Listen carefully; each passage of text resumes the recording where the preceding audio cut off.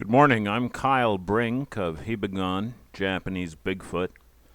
Well, today I'm excited about another book, so I'm doing this three-part book review of this book, A Field Guide to Sasquatch Structures by Christopher Noel. Mr. Noel has several books on the Sasquatch. This is my first, and I plan to get more, because I'm very impressed with this book and with his channel, Impossible Visits. I'll tell you what I like about this book, and there's nothing really that I don't like. So this is a positive, a glowing review and endorsement and recommendation. I don't know Mr. Noel, and he doesn't know me from a hole in the ground. I wanted to contact him, but wasn't able to find his information. All right, number one, he has a wide variety of structures, more kinds than I have ever seen presented online, and certainly more than I've seen in the bush myself. You know, if you do a Google image search for Sasquatch structures, you see a lot of examples, but of fairly few styles.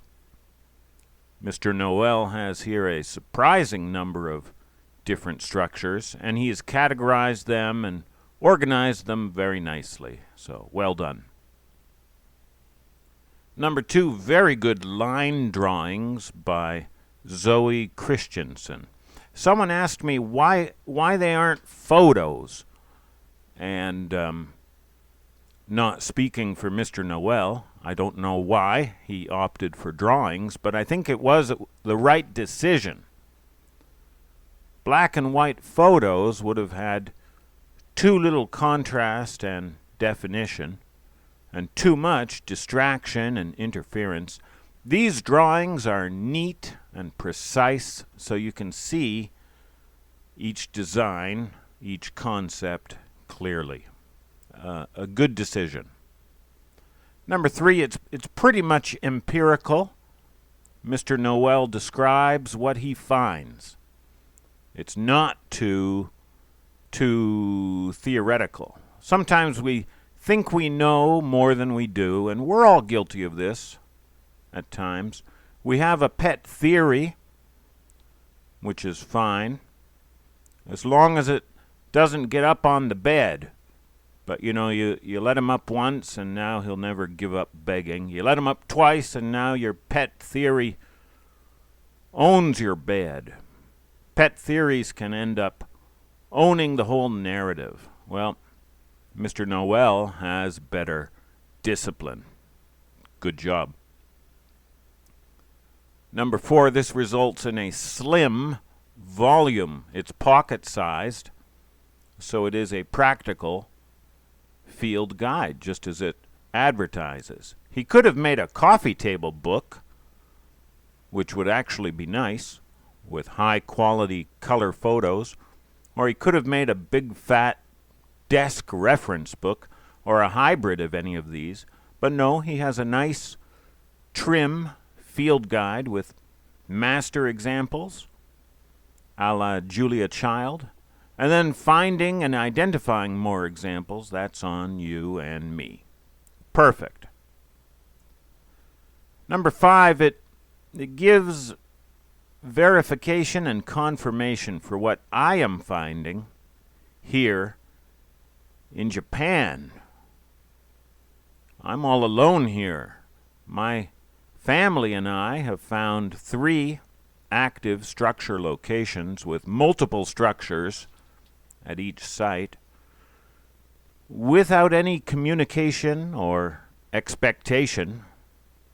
We're finding just the same things that Mr. Noel and I guess thousands of people are finding in North America and elsewhere.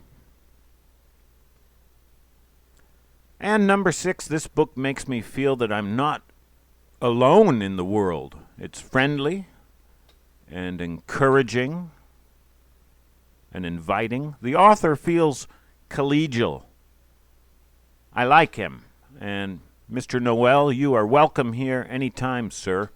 We'll put you up, we'll feed you, and we'll take you around in the Heba-mobile, show you some new but familiar sights.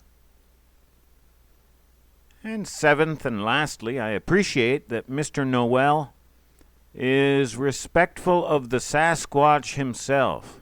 You can tell that he has a deep compassion. Well, I'll just say he loves these neighbors of ours, or as he calls them, next of kin. Homo sapiens cognatus, I believe, is the term reserved for them. At the same time, he's not naive. He knows that some of them, some bad seeds, are responsible for some of our missing people, just as is happening here. Well, it's an excellent book. We needed something like it. Thank you to Mr. Noel for providing it. In the second part, we'll see how it stacks up against what I've been finding here in Hiroshima, Japan. Hibagon structures.